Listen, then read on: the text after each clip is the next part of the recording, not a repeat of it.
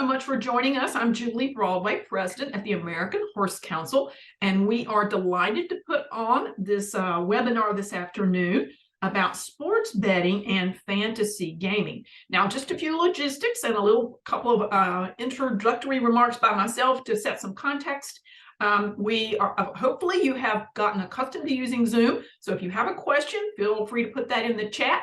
I have one of my colleagues attending today who's going to help me kind of monitor the chat, and we'll circle back around when we have time to address those questions. And we are recording this, so it will be available for you to listen to at a later date if you have to drop off, or you want to just hear some of the conversation again at a later point in time.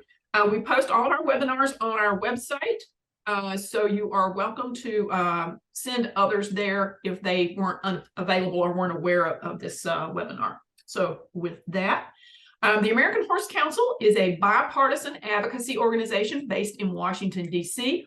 We speak on behalf of the entire equine industry. That means we cover all sectors: racing, competition, recreation, and what we call our working horses.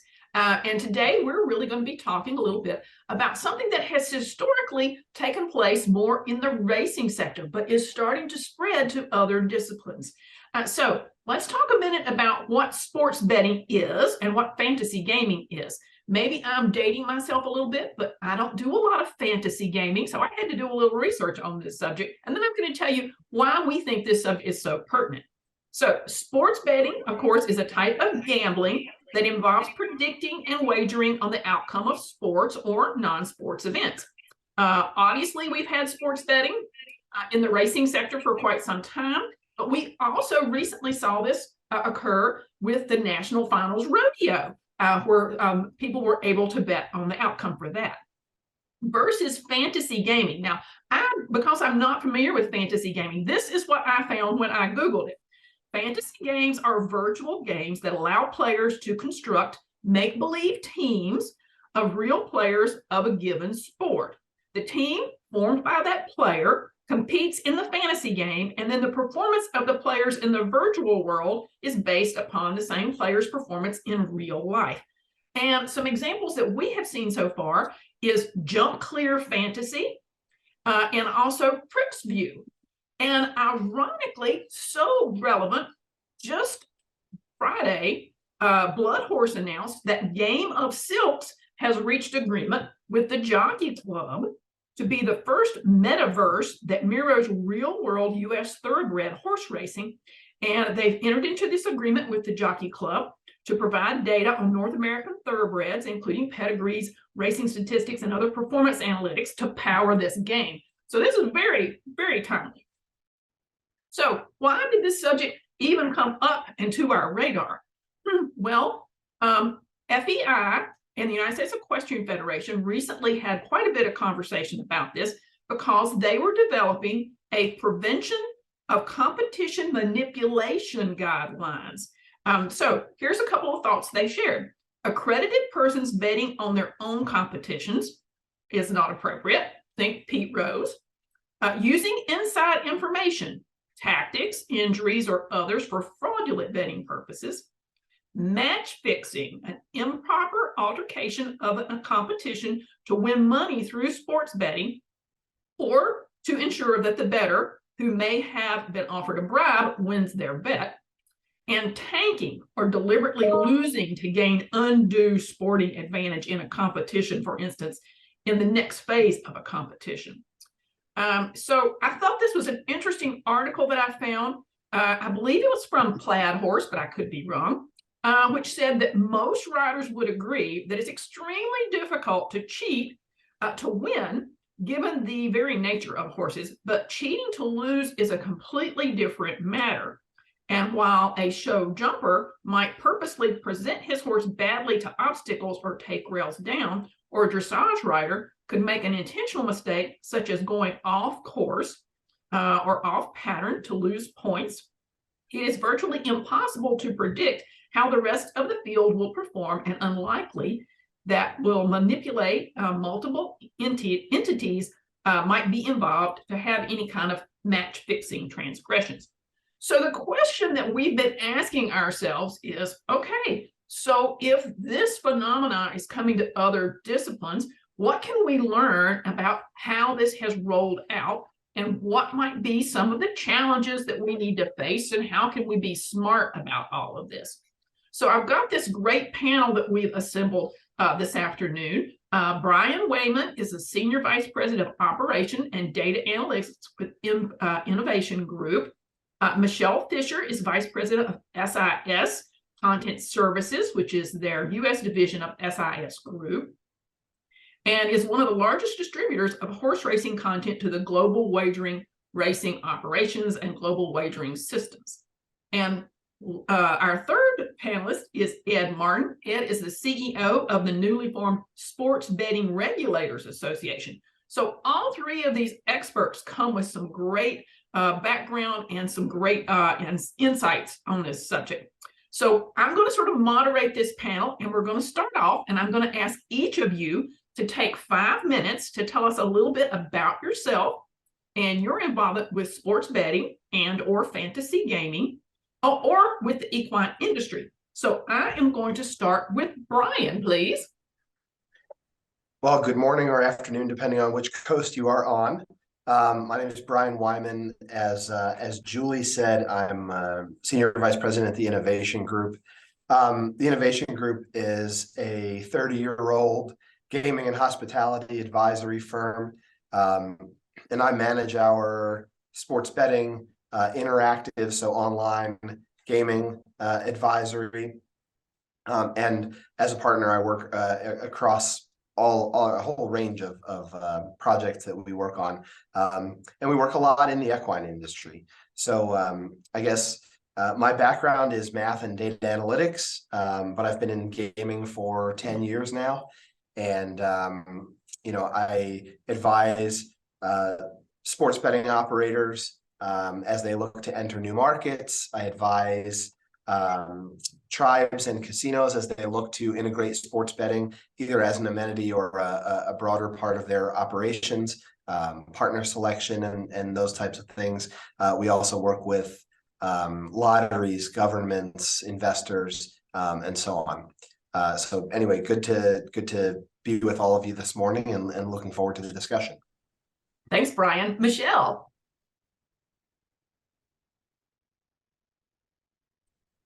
You're muted, Michele. You gotta unmute yourself. There. Hi, I'm Michele Fisher, and I'm muted. I did say that. Anyway, hello, everyone.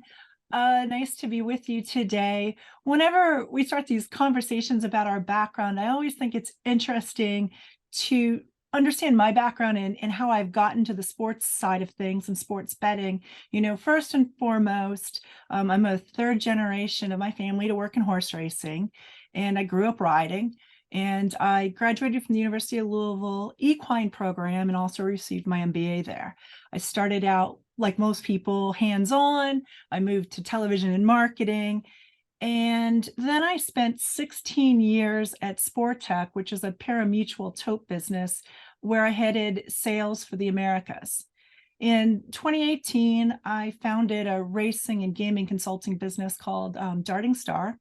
And my clients include Hong Kong Jockey Club of Saudi Arabia, Duralock, NYRA, and SIS.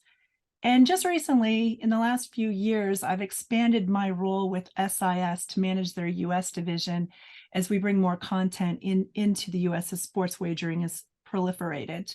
And I also assist with rights acquisitions for content in the Americas. It's an interesting company. It was founded like 35 years ago solely to package horse racing for bookmakers.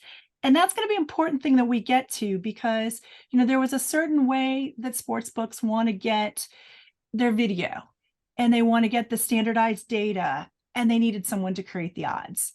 And that company grew from just doing that in the UK to now doing that in 50 countries. We sell to over 400 bookmakers. We're the largest group with 35,000 races per year from about 150 racetracks.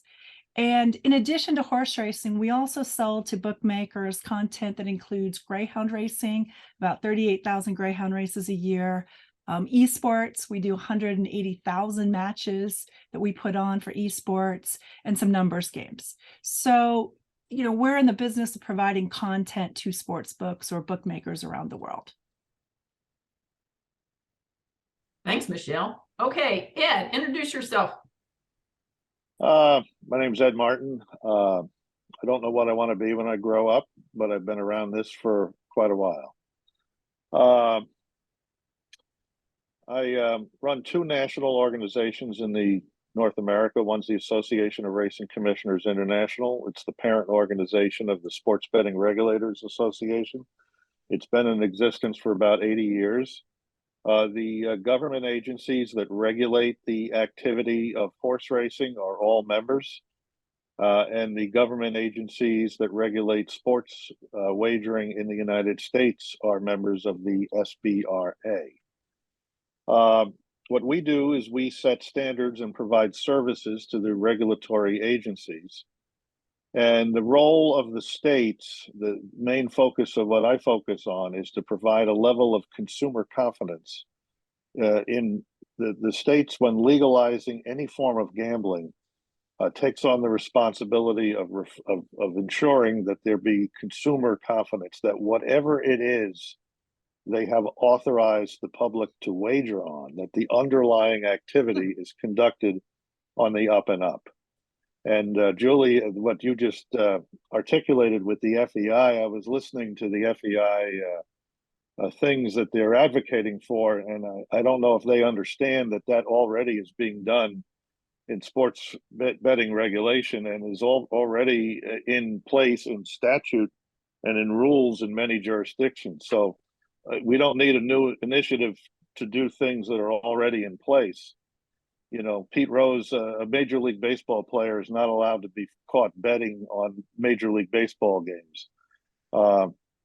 And actually today there's a number of state sports betting regulators that are involved with a pilot program that maintains those centralized lists so everybody can pull off them. So this is all about keeping it all honest. There's always we don't get too involved as to how the business grows, although we want to make sure that the laws that the business is operating under not only make sense, but are implemented the way they're intended to be implemented.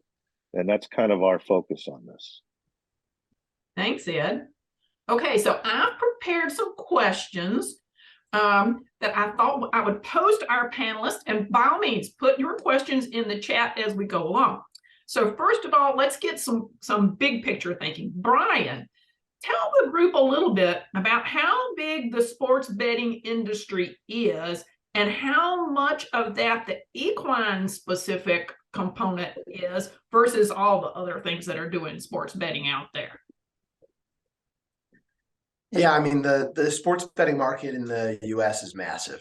And I think we can restrict the discussion to the US for today. But the sports betting industry in 2022 generated between $4 and $4.5 billion of revenue. And that's, in not all 50 states, because sports betting is not legal in all 50 states. And that's exclusive of offshore and local bookie betting that obviously we can't track very well. So that's $4.5 billion through legal, regulated sports books, whether physical, in person, or online. Now, I saw a handle number in horse race betting of about $12 billion in 2021, and so maybe some of the horse racing experts on here will correct me, but that translates to about $2 billion of revenue, of which about $1 billion it seems like went to purses. So just big picture, it looks like that's about the relative size of the markets. I think sports betting, obviously, and I think everybody on here would agree that sports betting revenue is growing. I've seen US figures north of $8 billion once the market stabilizes and matures. So just on a relative basis, those are kind of the numbers we're dealing with. Would love others' input if they have any other thoughts. Thanks. So let's segue from what you said, Brian, to Ed. Ed, he says not every state has sports betting, and I swear I tried to Google and find out the current number, and it looks like it's changing every single day. So tell us a little bit about how many states have sports betting and who's benefiting from all this sports betting. Are some of the states putting some of that money back into the equine industry, for example? Well, there are 33 states plus the District of Columbia that have live legal sports betting. There are 24 states that have, plus the District of Columbia, that have mobile sports betting. And 32 states plus the district have retail sports betting.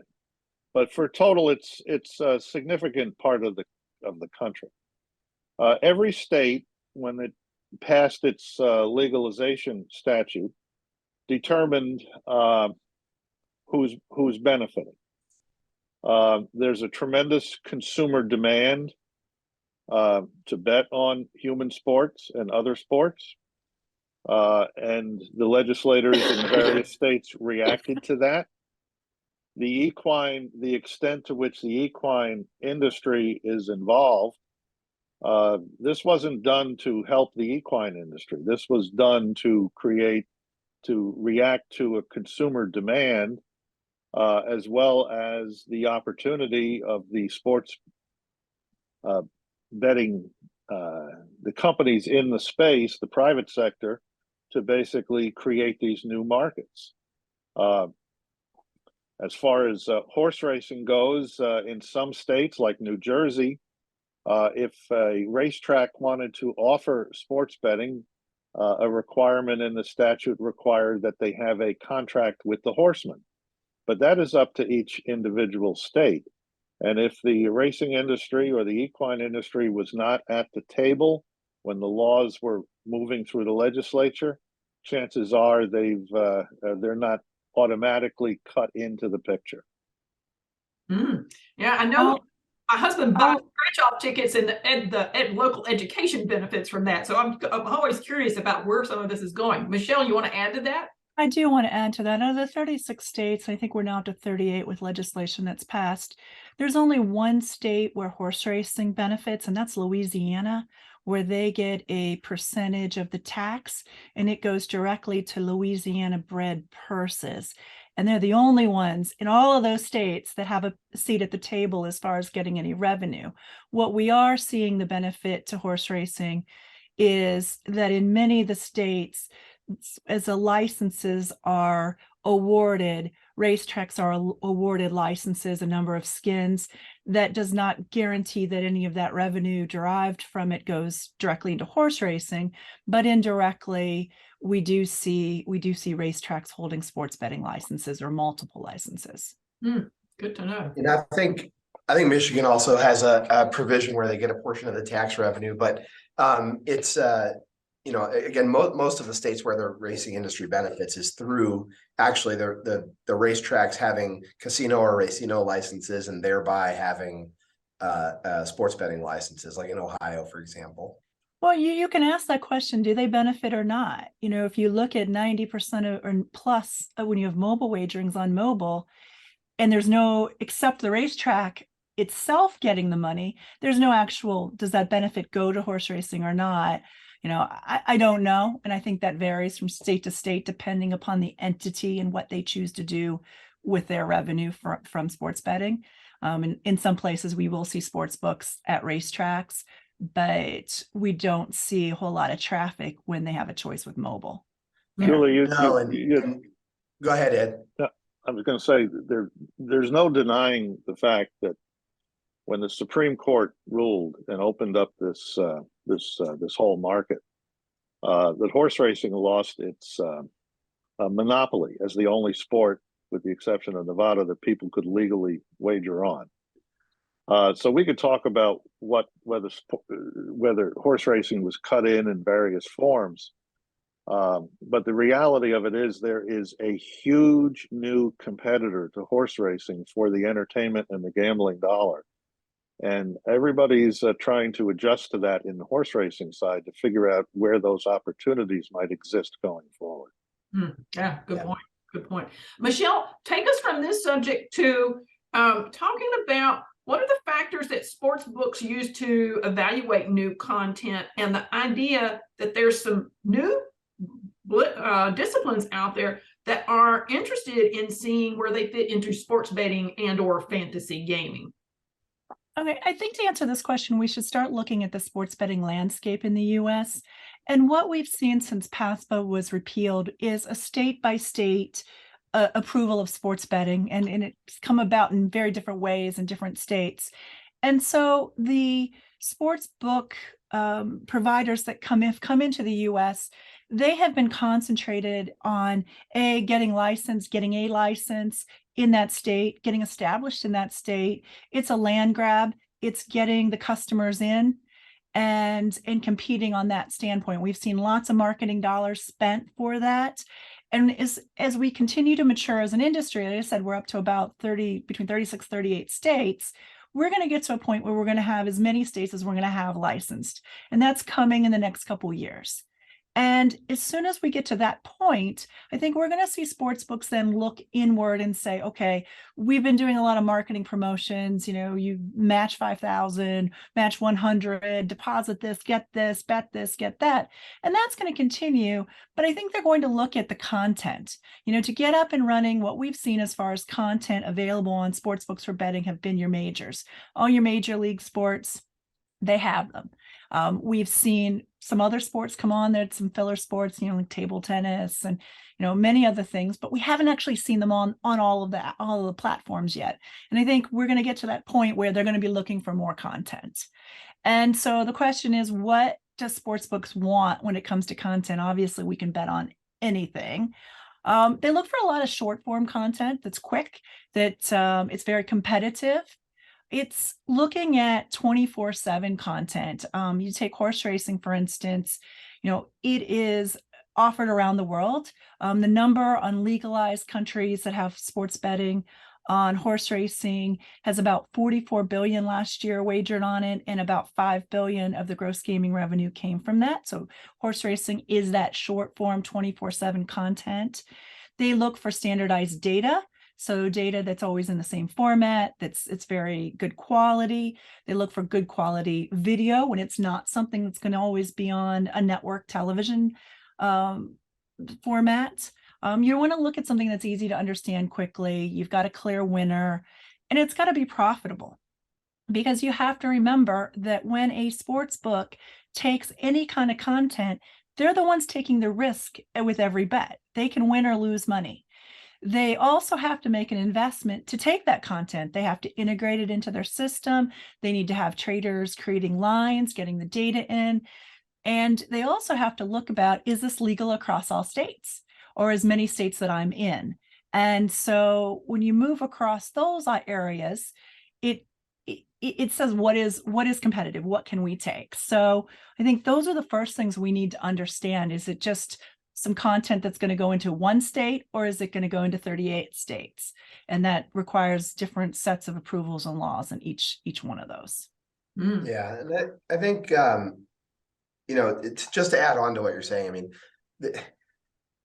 everybody's going to have a line on the Knicks game or the Lakers game, and so at some level, we're getting to the point where these sports books, once the marketing dollars kind of level off, these sports books are going to be kind of in the same boat as casinos are, where the product that they're offering is more or less a commodity, right? And so when you walk into a casino in your state or my state or another state, you're going to see the same slot machines by and large. So physical casinos, right, the way that they get an advantage primarily is location. But when we get into mobile casinos and I have the choice of downloading any of 10 apps on my phone to bet on, how do I make that decision? So how is there some sort of differentiation? And it's really kind of razor thin, you know, the margins on which we make these decisions. You might download one versus the other because of marketing, because you think you get an extra, you know, $100 in free bets or something like that. That's what's going on right now. But once that kind of levels off, how do I choose? And by and large, like, people aren't making spreadsheets to see whether one book has better odds than another, or I mean, I am because I'm a math guy, but like, but most people are not. And so it's who do we see on TV? So it's advertising, and it's what do they actually offer for me to bet on? If I can only bet on baseball, basketball, football, and hockey at this book, but at this other book, I can bet on all these exotic things, cornhole or whatever I'm watching on, ESPN, the Ocho at 2:00 in the morning, right? Like that's going to be, one of the things that helps me choose between the books. And so that's why I think what Michele said is so important, that content is really going to be a driver over the next few years for some of these books. And then the question becomes, as Michele was saying, like, what is the content that they can actually work with and that bettors actually like? And there's just a ton of, right now, companies popping up in the sports betting space to provide micro bets, which mean like bets that are resolved within seconds to a minute, that kind of time frame. LeBron just got his 9th rebound of the game. Will he get his 10th before the quarter ends? Those kind of things. But those are in the major sports. And so one of the things that I think we're talking about today is whether there's an opportunity for the equine industry to become some of that content that's really relevant for sports books. Yeah, that takes me to my follow-up question is, based on your knowledge and your involvement with the equine industry, are there other disciplines out there that are good, eligible for, they have the kind of content, they have the kind of statistics, they have the kind of structure that would be supportive of this, Michele?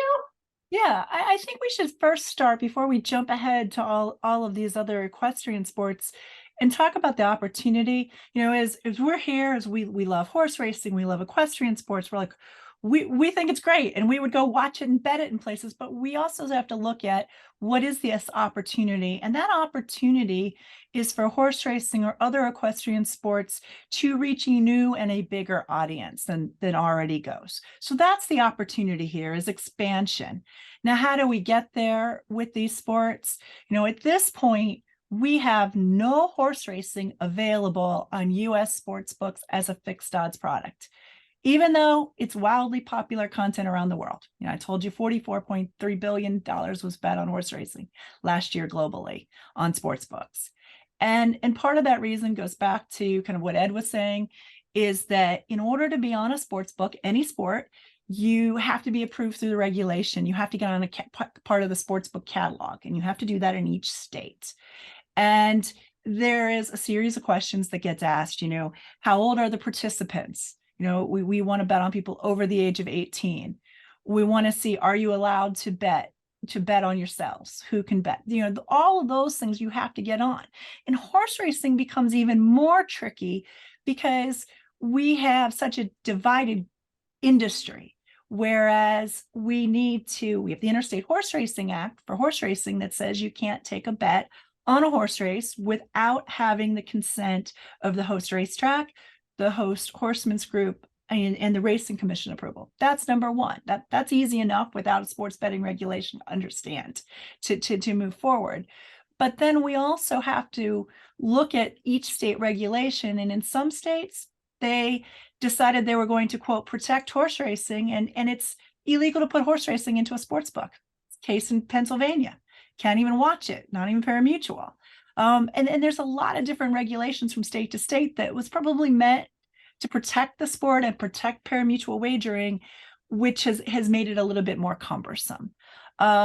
We're seeing right now a few sports books attaching pari-mutuel betting to their sports book, which it's a good start. There's shared wallets. But ultimately, the style of wagering should be the same as every other sport, and that's fixed odds. So, that's where we were with our biggest opportunity in the equestrian side is horse racing, and we're not live anywhere with it yet. I think we will get there, but it's going to take every state a little differently. Is it a regulation on the catalog? I know another state that's in the process of doing some legislation. So that's going to be a little while. So if you're horse racing, the industry is also looking at, is there going to be cannibalization from pari-mutuel wagering to fixed odds wagering? Yep. Horse players are going to love the fact that they can go shop from book to book or on the tote. That's a good thing. But the opportunity here is, how do we grow the business?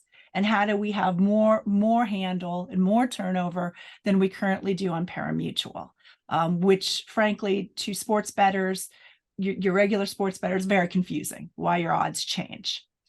So now we move into, what is it for other sports? I mean, and I have people calling us, at SIS all the time wanting to sell content to us for that we're going to package and sell. And when you think about other sports, you mentioned the first one, Julie, really early on is rodeo. Rodeo would probably be the next thing I would see. And the reason being is it's a timed event. It's, when you start depending upon judges and scoring, gets a little murky. You also want to have events that are quick. You don't want someone sitting 6 hours for an event to be over to know if they've won or not. One of the things that we talked about with Sportsbook is content. And if you're sitting in a racetrack, you sometimes think horse racing takes forever. Well, it doesn't on a sportsbook. It's, a minute and a half, and you're moving on to another race from another part of the world, another racetrack, and we're seeing content every 5 minutes. And so that's that side of rodeo being just a timed event, who's won. You could look at calf roping, barrel racing, bronc riding, bull riding. And we did see with National Finals Rodeo, we did see it in some books this year in Vegas. I mean, the whole town gets taken over by National Finals Rodeo. But the big thing is you need to have statistics. You need to have solid statistics on the riders, on the horses or the livestock, maybe on the trainers, and you need to be consistently collecting that data and publishing that data so it can be used to create the line and then create the odds that are good. And you never want competition in any kind of sporting event that's like a blowout. What fun is that? If you're watching an hour-long game and in the first 5 minutes it's a blowout, you stop watching. Even if you have in-game wagering, you stop watching. So you also want something that's super, super competitive. And at those high levels, in those leagues where it's constant, the biggest issue equestrian events are going to have outside of horse racing is how much content you have. A lot of equestrian events are on the weekends, and guess what? That's when all the other sports are on too. That's the thing that I'm always come back to horse racing because that's what we work in, is that at SIS, we have something set up where we have in the morning time, you're going to watch the UK and Ireland, and then you move into Italy. And as the day moves on, you move into, another place, then you're in the Middle East, and then you move into South America and the US. And from there, you move into Australia, and you can move into Singapore, and you just have something constantly going on 24/7. So that basically we're capturing these players. They might not be horse racing fans or equestrian fans. They go on the site and there's not a lot going on, and what's this? Let me have a bet and let me see what's coming out. So, that's rodeo. Outside of horse racing, rodeo would be one I'd put up. I'd kind of look at polo. At least you've got 7-minute chukkers. So it could be a little bit like a football game in the sense that you can create a lot of derivative bets. And derivative bets, I mean anything outside of a win place show as we're used to. Who's going to score the next goal, who's going to have X goals in this chukker, he's going to have 5 goals. It gets a little tricky in polo because you might be changing out ponies. As well as your players, but anything that's measurable and quick, I think would be our first equestrian sports to, in my opinion, have some credence from a sports betting side. Good to know. Brian, did you want to add something? Yeah, I think as Michele was talking there, I was thinking back to some of your early comments talking about not quite understanding the difference between fantasy sports and regular sports betting. And I wanted to make sure that everybody on the call, it's a small, intimate group, so I feel okay doing this. But I wanted to make sure everybody on the call understood what fixed odds betting meant, because we've used the term fixed odds a few times. And the idea is like, when I go to a race book to bet on the Kentucky Derby and I bet a horse at 5-1, that horse might go off at 4-1, 6-1, 10-1, 1-2. By the time the race actually happens, right? That's just the nature of pari-mutuel betting. But in a fixed odds, scenario, which is like what most sports betting operates under today, when I bet that horse at 5-1 at the window, my ticket's good for 5-1, no matter what happens on the pari-mutuel side. And so, pushing fixed odds betting into sports books has been a a tricky thing, as Michele described, and I won't belabor that point. But that's one way that sports, that horse racing can get into sports books. It's complicated, and it's going to be different in every jurisdiction, and that's one of the challenges because, again, betting, when you have tons of different state rules to follow, it's very hard to operate in that environment as the sports betting operator. And by the way, offering a new sport as a sports book is a really costly thing. You have to pay for the content if you're going to display it to the folks that are watching it in the app. Oftentimes, if I bet a horse race at my local casino, I can watch the horse race in my app. Because I don't have it on TV if I bet, not the Kentucky Derby, right? So I can watch the race in my app. That means that the race book is paying for that content to display to me. So that's one thing they're paying for. Another thing that sports books pay for is, somebody's got to make lines on these things, and they have to make lines that are bettable. And so they can't just hang a random line up there because bettors follow this stuff, and if a book hangs a bad line, then the bettors will take advantage of it, right? I mean, you have to actually and that's why I think Michele is intent on statistics as a necessity here, because somebody needs to make lines on these things that are actually bettable. Statistics also give bettors the confidence that, look, when bettors bet on a basketball game or a football game, they're betting because they think that they have some sort of knowledge the sports book might not be taken into account, right? They're by and large not just throwing darts. Even if they are throwing darts, the perception isn't that they're throwing darts. And so having those statistics allow bettors to rationalize the decision they're making to make the bet, which is going to improve handle. And so I think, statistics is a big piece of this. This is why baseball was, such a big thing to bet. And then computers and models got good. And now baseball is, has been bet to death because it's a pretty efficient market. I was curious as to Ed's thoughts on having judges and scoring, because I think we've all had that experience where we watch the Olympics and we have a diver or a figure skater or something like that, and the Russian judge comes up with like a number, and you're like, what are they thinking? Like, is that stuff bettable from a regulatory perspective? And how do you feel about that, Ed? Betting on individual judges' rankings of a potential athlete's performance? I have no idea how the regulators will look at that one. I do know that one of the things that we do need to look at, and that we're actually having discussions about, and that is the transparency of how some of these sports are officiated, what their anti-doping program requires and doesn't require. We had a fascinating discussion about the Super Bowl. Patrick Mahomes was a herding puppy in the first half of that game. Obviously, during halftime, he started to feel a lot better. Let's just put it that way. And he came out like Superman in the second half. And there was a tweet going around on Twitter about by a supposed sports journalist saying that Mahomes had failed a post-game drug test, and the NFL was investigating whether to yank the Super Bowl title away from the Kansas City Chiefs. Well, we looked into that with the NFL, and obviously the journalist was it was fake news with a fake journalist. But what we did learn is that Mahomes was not one of the athletes that was selected for a post-game drug test. Now, in a horse race, if there was a tremendous change of historical performance, the stewards would usually send that horse to the test barn to be tested. So that raises questions of what is the policy, or how are athletes chosen to be tested for an anti-doping program? And then what drugs are actually prohibited to be given to an athlete?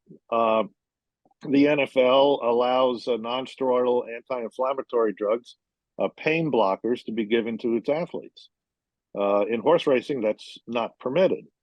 The question for the betting public is, should that be disclosed, especially if you're betting on different parts of the game?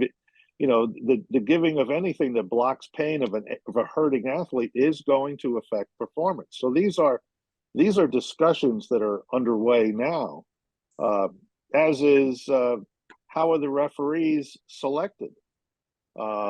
These are very preliminary discussions, but it goes to consumer confidence.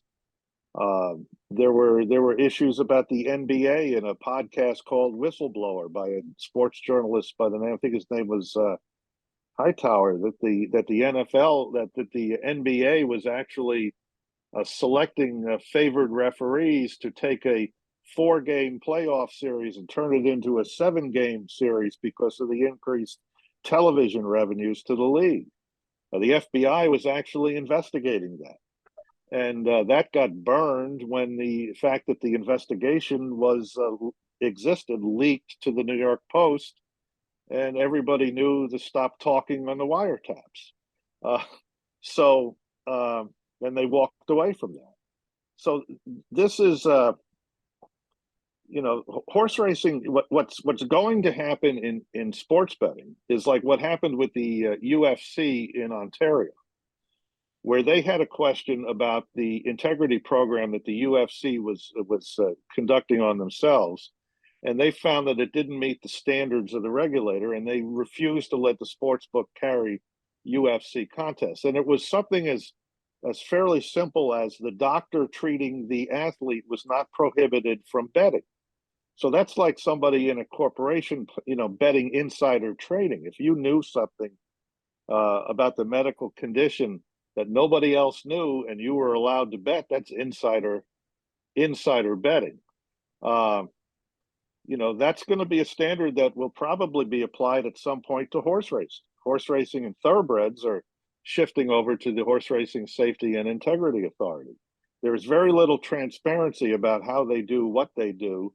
And the states have the ability to go in and audit these programs in human sports. Whether or not that's going to play out in horse racing remains to be seen. But if horse racing wishes to be approved by state regulators, at least thoroughbred racing, they may have to consider that there may be questions, and the state regulator of sports betting may want some answers, and that's not going to be something you're just going to have the ability to say no to. I think one of the fastest ways to sniff out cheating is betting. We find that our sports books, our bookmakers around the world usually find these instances quicker than the leagues do, because they see the patterns, they can track back to the bettors, and have shut down more instances than we all probably know. From a public standpoint, that is one of the quickest ways to find out, because bookmakers are obviously risking their own money here. They're watching patterns, they're taking the bets, and you want to know if something's going on. You ask a trader, and then they're going to be the ones that are going to find it the quickest. And all the other programs, yes, need to be in place, but that's where most of these things are found out. One of the things I wanted to talk about is more if the motivation is the money as opposed to television ratings and television revenues. Well, I'm speaking just from a sportsbook standpoint, from that side of it. But when we get back to content, and I think one of the practical things we should talk about is, okay, you have content. You think you have content that a sportsbook might be interested in. How do you get it on there? And Brian had alluded to the expense for every piece of content they take, and the integration and the lines and the traders. One of the things we should look at is, why companies exist that do distribution and represent rights. I work with one of them. There's others out there. And, one of the things, just to give you some perspective, at SIS, we take 35,000 races from around the world, and we create 80 channels of video for different sports books and bookmakers, because they all want it a little bit differently. It has to be low latency. We have to send it out under a second latency because we're doing some in-race betting in some places. So it has to be high quality, low latency. It's the reason why you see events, esports events on Twitch. That's a 15-second latency. It's not bettable. So, whatever event you have, it has to be going out in real time in high quality. And what a content distributor does is packages that up that way. And you want to talk about distribution. If you're looking to grow an audience, you're looking to further monetize your sport, you want to have it out as far and wide as you can. And you want to get the highest amount of revenue that you can for it. Now, that's another thing with horse racing and equestrian sports is what are we worth? And I meet with folks all the time about that, and it's different than pari-mutuel wagering. The splits are different, but there's more volume in it. And so, where I sit with SIS, we have rights holders and racetracks on one side that they need us to maximize the value of their content. And on the other side, we have sports books and bookmakers that they want to buy something they can make some money on. So you've got to kind of find that middle ground on what your product is worth. And these content distributors are very good at doing that. The second thing that they do is if you're going to take, let's say, a whole lot of horse racing, whole lot of, let's say, rodeo, you want all your data to come in the same format. No matter where it's from in the world, you don't want to have it in different formats. So you want it all to come in the same formats. And then there's groups that either do managed trading services or simply create your opening anti-prices. And that's what the traders, those are opening prices, are what the traders start with. And in smaller book sizes, they depend upon other companies to do managed trading for them from that book. So, those are the things you have to look at, is how do you get it far and wide? You might say, oh, I got this one book and they want to do this with me. Well, that's one book. Is that really where you want your product to go? And you have to think about this very strategically, how you get it out, what your quality is, because there's an expense both from the sports side of it and from the sports book side of it to offer that content. We're at about the 15-minute mark left on our time here this afternoon, and we don't have a hard stop at the top of the hour, but I'm trying to be mindful. Let's talk a minute about the fantasy gaming piece. Like I said, we're starting to see some movement in there. I'm not sure I personally understand the difference between sports betting and fantasy gaming, because it looks to me like on some fantasy gaming sites you can win prizes. There are some things there. How is that different from sports betting? Brian, you're laughing. Tell me what's the difference. I don't understand. Well, I'm laughing because there's a legal distinction between fantasy sports and sports betting in a lot of places, but most people, it doesn't pass the smell test that fantasy betting is not just sports betting under a different guise. I mean, here's what fantasy sports is. We create some sort of rubric that says when a player does X, it's worth 1 point. When a player does Y, it's worth 4 points. Like, for example, an NFL fantasy rubric, and half the guys on the call already know this, right? Because they play fantasy sports with their friends, socially, in a league, season long. You go to a bar at the beginning of the season and you have a draft, and you draft players onto your fantasy team. And when your quarterback throws a touchdown, you get 4 fantasy points. And every 25 yards the quarterback throws for, you get another point.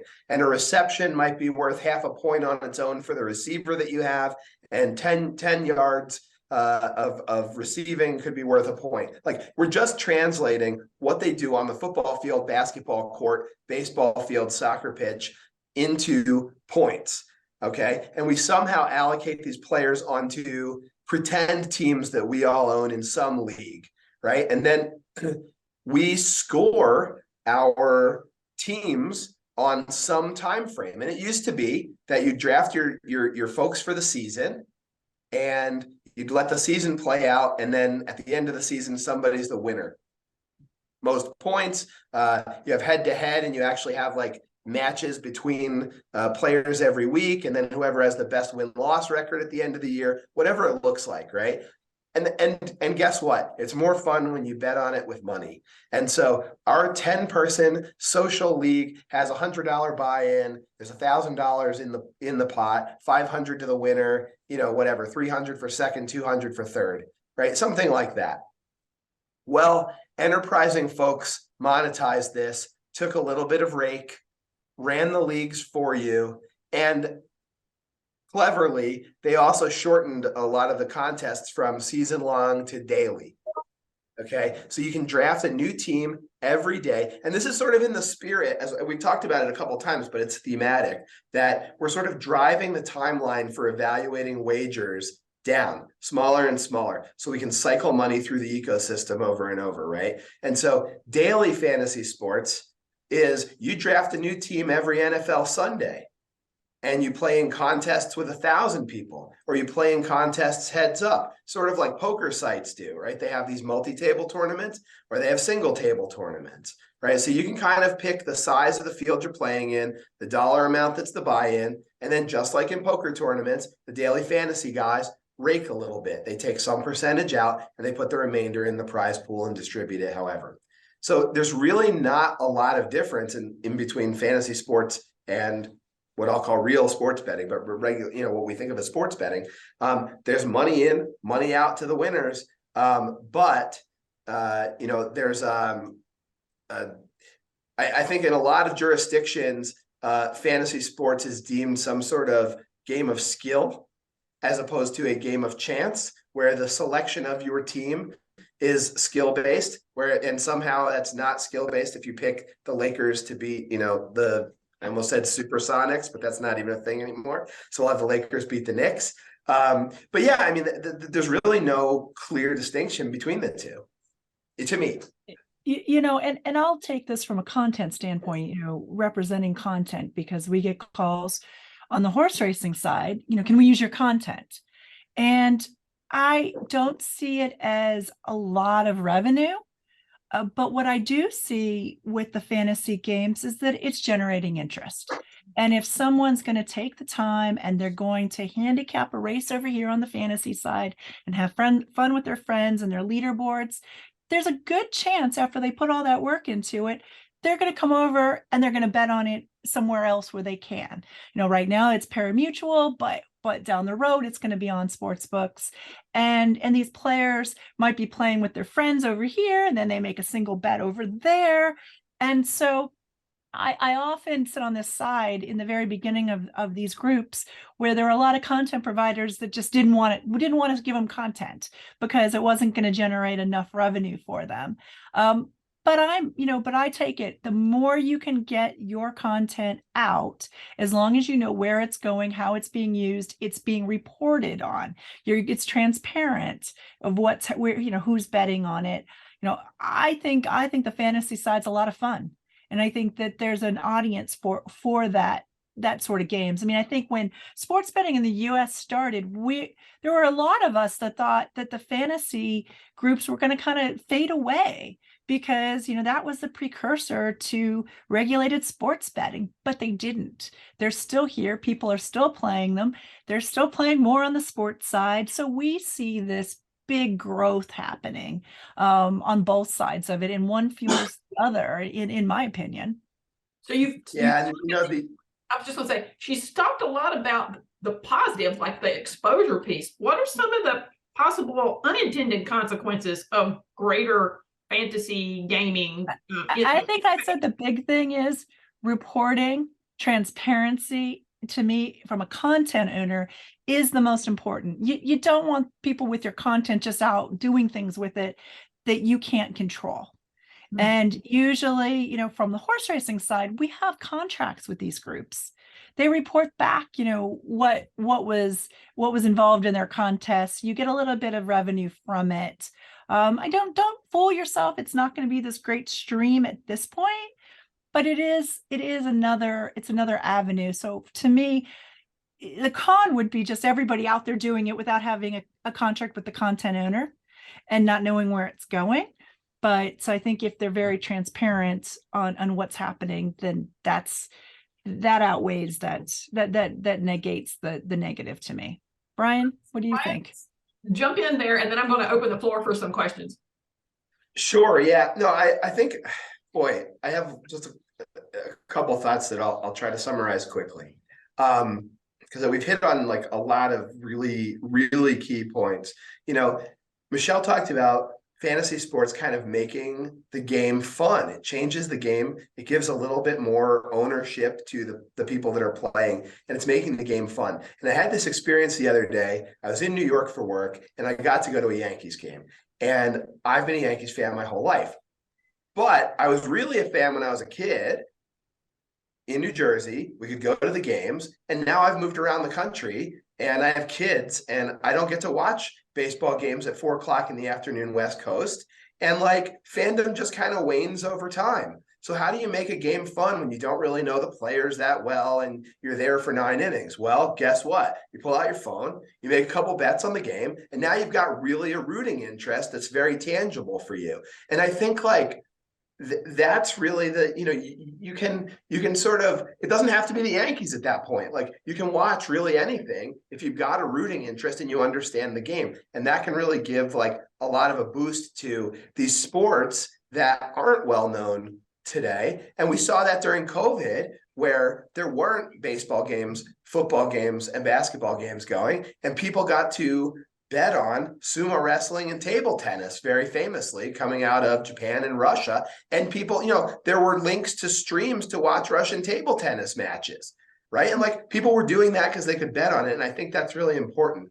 The last thing I wanted to say just really quickly is in terms of the money, there's not a lot of money at the bottom line, but I really think that there is a lot of money in getting eyeballs on the sport, media, advertising. And that is why we're seeing the integration between media companies, even in casino companies. Right now, our industry on the casino side is really merging. I think there's going to be a lot of structural change in the industry with the coming together of media, betting, and casino.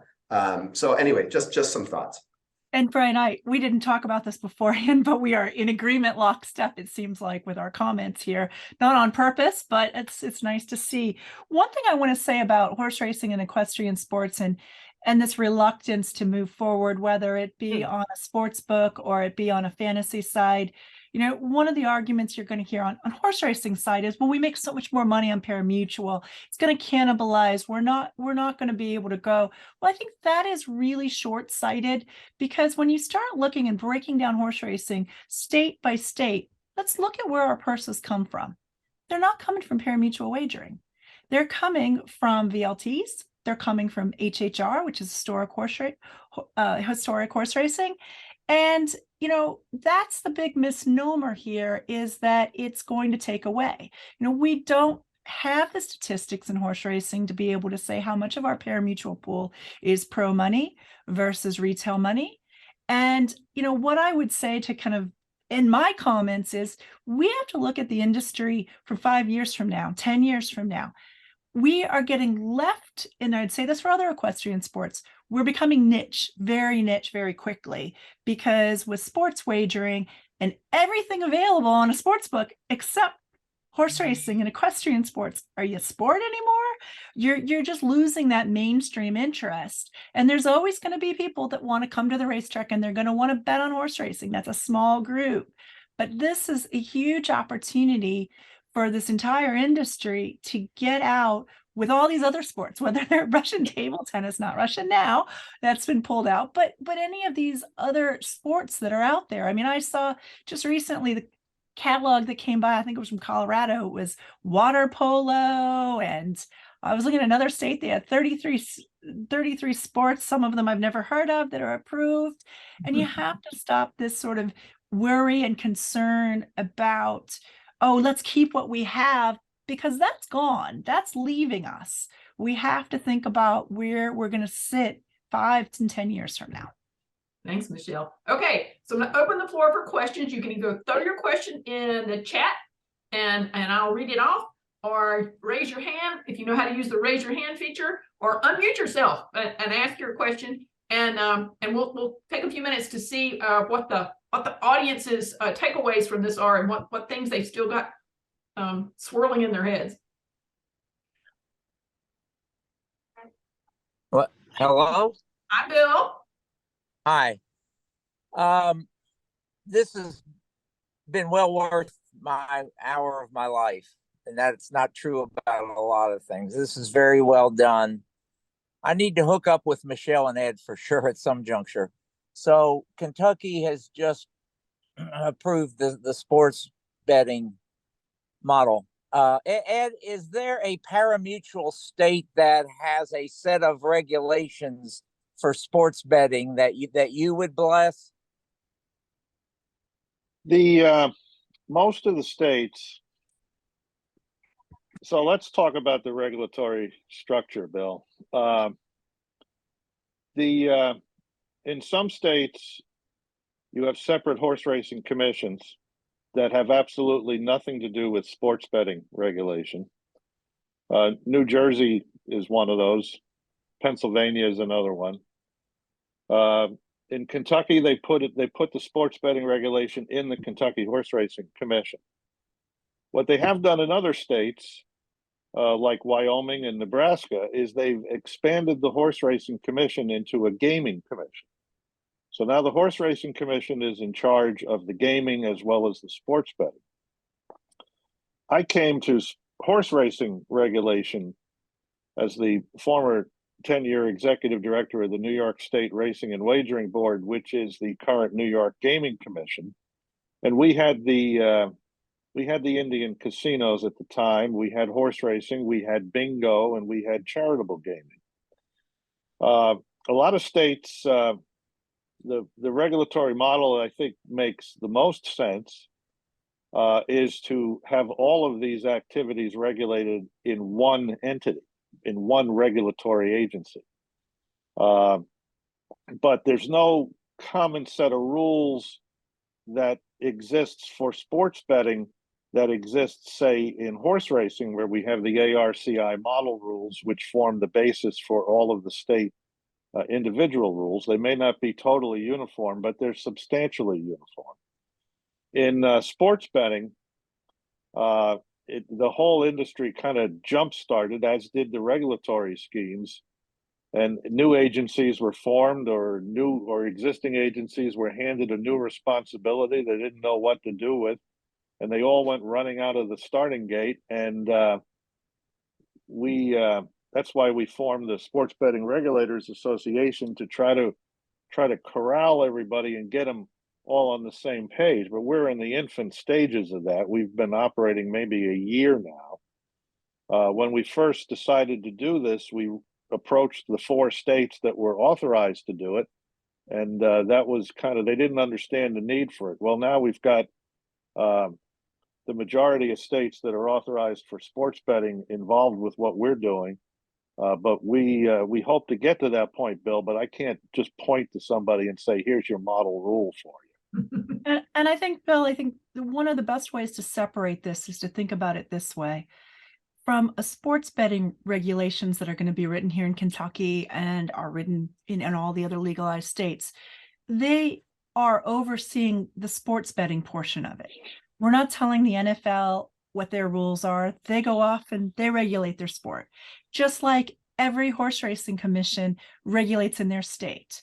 So these rules are much different. That, even though they may all fall under one group, the sports betting rules are things like which sports are on the catalog, what are the rules for refunding, what are the rules, you have to put in what kind of bet types you're going to take for each book, how the books are regulated. So it's much, much, much different than just what the Kentucky Horse Racing Commission does, where they're regulating horse racing in Kentucky. So if we were to be betting on a Kentucky horse race in, let's say, somewhere else, South Africa, well, those rules don't address how we regulate our sport. It addresses how that particular state or country allows betting on any sport. Thanks, Michele. So what I just to augment what Michele just said. What Michele just said is absolutely accurate, but the trend is going to be the states currently have relied upon the leagues and the federations to police their own sports. But there are consumer protection requirements and standards that I think you will see develop, that all sports that are going to be offered through sports books, through legal sports betting, will ultimately need to adhere to. And the the horse racing regulation, where the state actually conducts the policing of the sport. And that was up until the passing of HISA. HISA is the privatization of the policing of part of the integrity aspects of thoroughbred racing. You will see HISA's moving more toward a human sport thing where the leagues, self-police, although you will see the states move more toward what's done in horse racing. I never see a day where the state sports betting regulators are going to police the anti-doping programs in human sport. But there are integrity matters that they work with law enforcement and the private contractors at the various leagues and sport books support to monitor the betting or to monitor suspicious activity.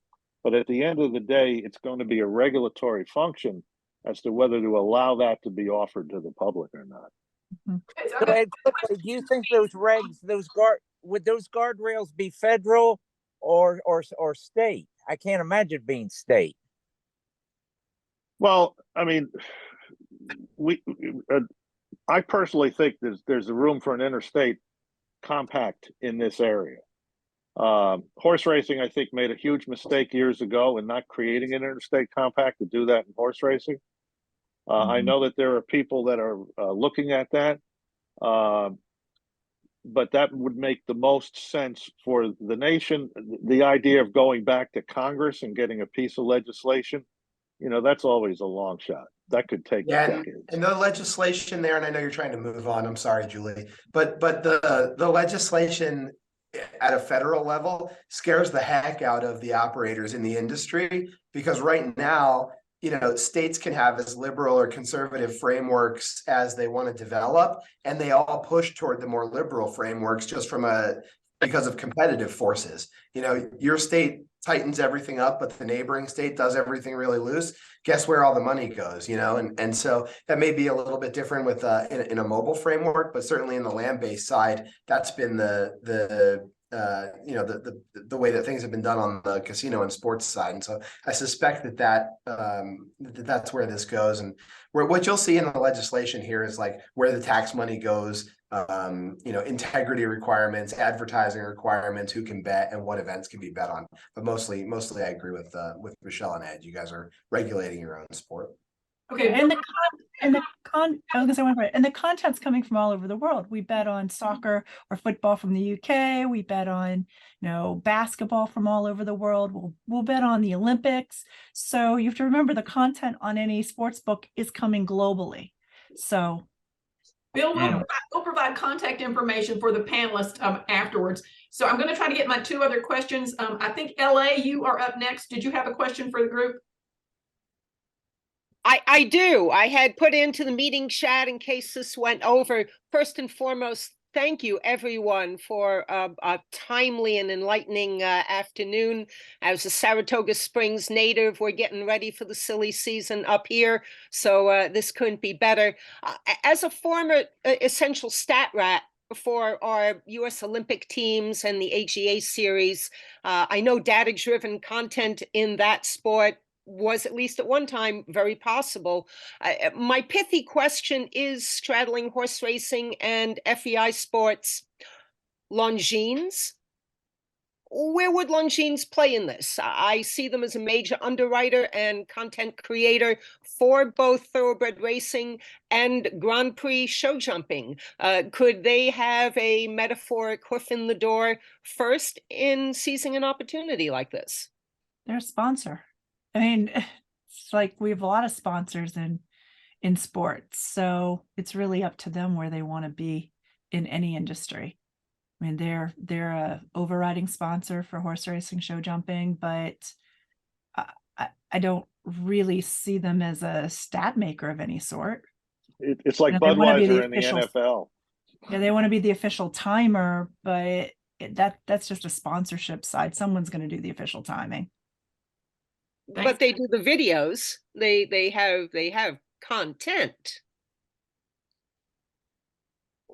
Well, not on the horse racing side. They're sponsor of a Okay. lot of major racetracks. They don't own the rights to that content. you'd have to look at every one of their deals. Do they own the content, or do they own the right to be the lead sponsor or naming partner? Okay. Yeah, it just depends. So I have the last question we're going to take is from a gentleman up top with Pegasus. Hi guys, how's it going? So when fantasy sports came up, there was, I can't remember which one you said, I think it was Brian. He started making a comment about fantasy sports, and he started by saying there's a small legal differentiation, but then he didn't go into detail of what that legal differentiation was. So what is that differentiation? And if that differentiation allows basically a huge amount of the red tape to disappear, and you can still monetize gambling through this like metaphorical reality, why are companies, or why is anyone still persisting with real gambling and all the legal headache when there is this shortcut to making money off the same process through fantasy sports? I have a very short answer to this. So your first question was, what's the legal difference? And the legal difference in most jurisdictions, as far as I know, is that fantasy gets categorized as skill-based, a skill-based contest, which doesn't fall under the definition of gambling, which is chance driven, without getting into the full definition. But that's kind of the distinction, and it's definitely a loophole, right? And the reason that we still do real money gambling as opposed to just fantasy gambling is because people still want to bet on the Lakers to win tonight. Like, that's just, and they're going to bet that. They're going to bet it with a local bookie, or they're going to bet it at an offshore company, and we can monetize that and tax it here. And so I think, those forces are driving states to legalize. But does that mean that, so what you're saying is that skill requirement and that loophole has created a reality that makes it very difficult for people to come up with fantasy models that can prove a skill component, and therefore they haven't created a fantasy component where you can bet on the Lakers? Like, why have they not just created a skill-based justification and then just replicated the entire gambling environment in fantasy without the red tape and just come up with a creative skills justification? Yeah, and it's been tried, and it's, there are things that really toe the line out there. There are companies that, I can share later, but in any case, there are a number of such things. But at some level, you have to walk in front of a judge and go, "Hey, I created this thing where you bet on the Lakers to win, but it's a skill thing." And the judge goes, "Wait, so it wins when the Lakers win, right?" "Yes, but that's not sports betting." No, it's skill-based betting because X, Y, and Z, and it has to pass legal muster. I think that's really the challenge that has come up. And as a rights holder or dealing as a content holder, we're very careful about knowing your customer, where we're going to put it. Out of every 10 requests I get to use our content, I might choose one. Very, very particular where our content goes, how it's being perceived, how the business works, who's involved. The one thing about sports betting is that that it's heavily vetted. One side you can say regulatory is, it's a lot of money, it's a lot of stuff, but the integrity is there. And you don't always see that with every company out there with these games. Gotcha. Okay, cool. Okay, so we're going to wrap. I really appreciate our panelists today. I'm happy to share their contact information. As you can see, they have in-depth knowledge and expertise on this subject. So they've been great. So thank you, Ed and Brian and Michele, for sharing your wisdom with us today. And I'm going to close by reminding everyone that the American Horse Council is conducting our National Economic Impact Study this year. We launched the study the 1st of April. It'll run through September, and we are capturing all types of data around what's going on in the space. And this will include the aspects of sports betting and fantasy gaming. So we have a supplier survey, we have an owner survey, we have a lot of specialty surveys for various components of the space. And we're very excited about producing the final results in the fall. So look for that if you have not already received it. So thank you, everyone. Have a great afternoon. The recording will be made available probably tomorrow afternoon on our website.